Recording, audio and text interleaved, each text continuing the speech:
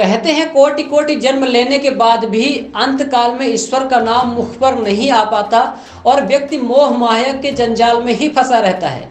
श्री रामचरितमानस में एक चौपाई है जिसमें कहा गया है कि जन्म जन्म मुनि जनत कराही अंत राम कह आवत नाही। अर्थात ज्ञानी बुद्धिजीवी लोग भी जन्म जन्मांतर तक विभिन्न प्रकार से जतन करते रहते हैं, लेकिन अंत में राम का नाम मुख में नहीं निकलता, जिससे मोक्ष प्राप्त नहीं हो पाता।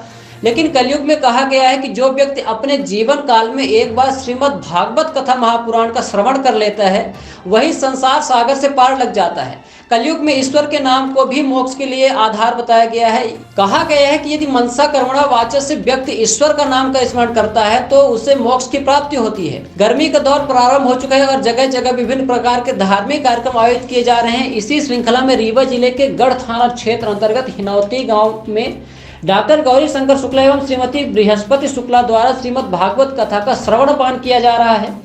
प्राप्त जानकारी के अनुसार कार्यक्रम 21 मई से 29 मई 2023 तक चलेगा। इस बीच सुबह के समय कार्यक्रम का पारायण एवं मंत्रोच्चारण का कार्यक्रम रखा गया है, जबकि सायंकाल 3 बजे से शाम 7 बजे के बीच में प्रवचन का कार्य हो रहा है।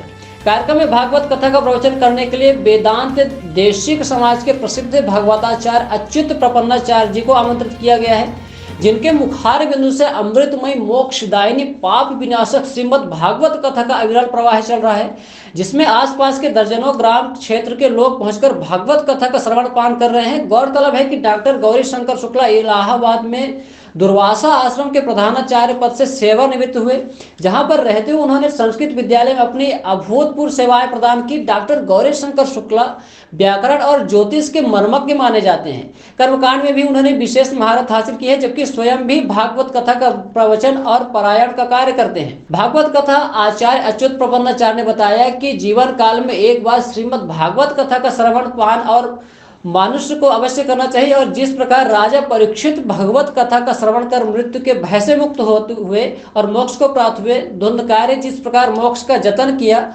वैसे ही सभी व्यक्ति को इस मृत्यु काल और मृत्यु लोक में एक बार भागवत कथा का श्रवण पान अवश्य करना चाहिए। अच्युत प्रपन्नाचार्य ने अजामिल नामक भ्रष्ट और पापित ब्राह्मण की कथा भी सुनाई, जिसमें बताया गया कि किस प्रकार अपने कर्मों के कारण पापित हुए ब्राह्मण को भी ईश्वर नाम मात्र से मोक्ष प्राप्त हुआ है।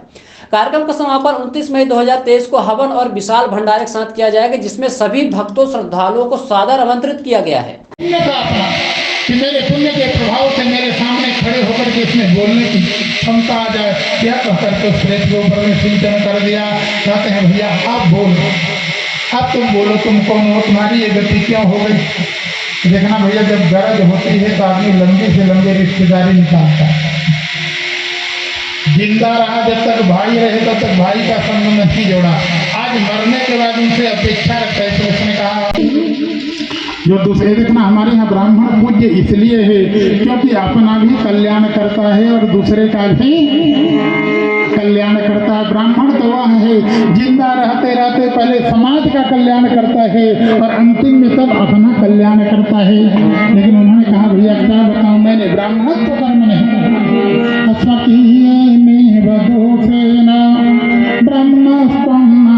समे कामान काम कामाय मह्यम कामेश्वरो वैश्रवणो ददातु कुबेराय वैश्रवणाय महाराजाय नमः।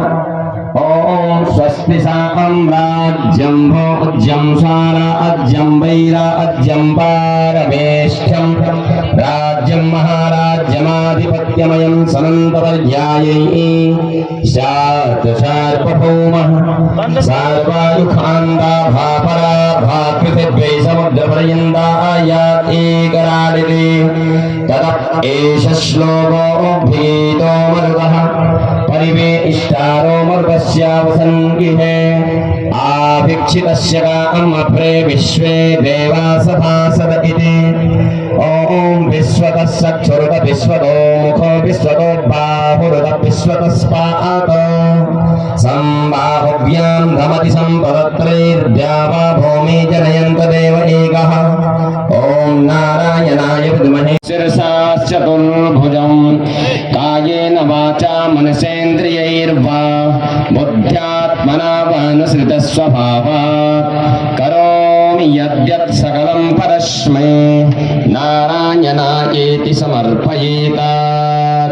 ना कुछ किया न कर सका, ना कुछ करने योग्य, जो कुछ किया सो आपने, प्रभु आप ही करने योग्य।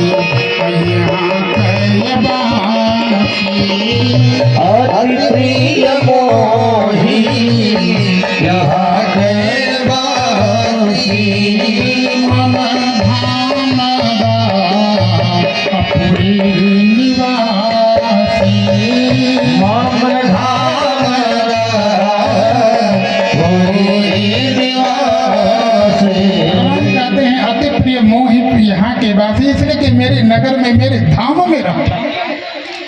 हमारे यहाँ कहा है जननी जन्मभूमि, जननी जन्मभूमि को लोग स्वर्ग से भी श्रेष्ठ माना करते हैं। इसलिए गांव वालों को देख करके महाराज धुंधकारी को भी, गोकर्ण जी को लगा कि चलो अपने घर का भी हाल चाल पूछ लें।